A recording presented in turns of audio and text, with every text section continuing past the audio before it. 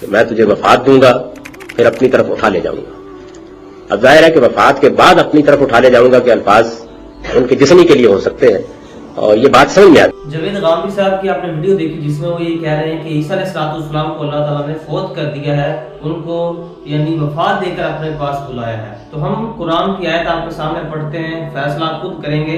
سورۃ النساء ہے، آیت نمبر 157 ہے۔ اللہ تعالیٰ قرآن مجید کے اندر ارشاد فرماتے ہیں بل رفعہ اللہ الیہ وما قتلوہ وما صلبوہ ولکن شبہ لہم۔ اب اللہ تعالیٰ کا قرآن کہہ رہا ہے کہ نہ ہی انہوں نے عیسیٰ علیہ السلام کو قتل کیا ہے، یعنی جو ان کے پیچھے پڑے ہوئے تھے، اور نہ ہی انہوں نے ان کو سولی دی ہے۔ پھر کیا ہوا ہے؟ وَلَكِنْ شُبِّهَ لَهُمْ، اللہ تعالیٰ نے عیسیٰ علیہ السلام کی شکل کے اندر ان کے سامنے ایک انسان کر دیا، انہوں نے ان کو یعنی قتل کیا۔ بل رفعہ اللہ الیہ، اللہ تعالیٰ نے عیسیٰ علیہ السلام کو اپنے پاس بلا لیا۔ اور صحیح بخاری کی حدیث ہے، نبی پاک صلی اللہ علیہ وسلم نے فرمایا میں معراج کی رات جب گیا آسمان دنیا پر تو دوسرے آسمان پر میں نے دیکھا حضرت عیسیٰ علیہ السلام سے میں نے ملاقات کی۔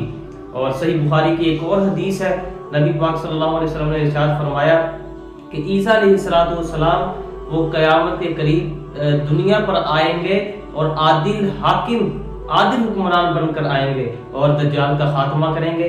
یہ تمام احادیث بتاتی ہیں اور قرآن کی آیات بتاتی ہیں، اہل السنہ کا متفق عقیدہ ہے کہ عیسیٰ علیہ السلام اللہ تعالیٰ کے ہاں زندہ ہیں اور قرب قیامت وہ آئیں گے۔ اب کوئی ایک بندہ اٹھ کر کہے جی نہیں عیسیٰ علیہ السلام فوت ہو چکے ہیں یا اللہ تعالیٰ نے ان کو اپنے پاس اٹھایا ہے، اس کا یہی مطلب ہوتا ہے کہ کسی کو پہلے فوت کیا پھر اٹھایا، تو صرف اور صرف یہ عقل ان کی یہ بتاتی ہے۔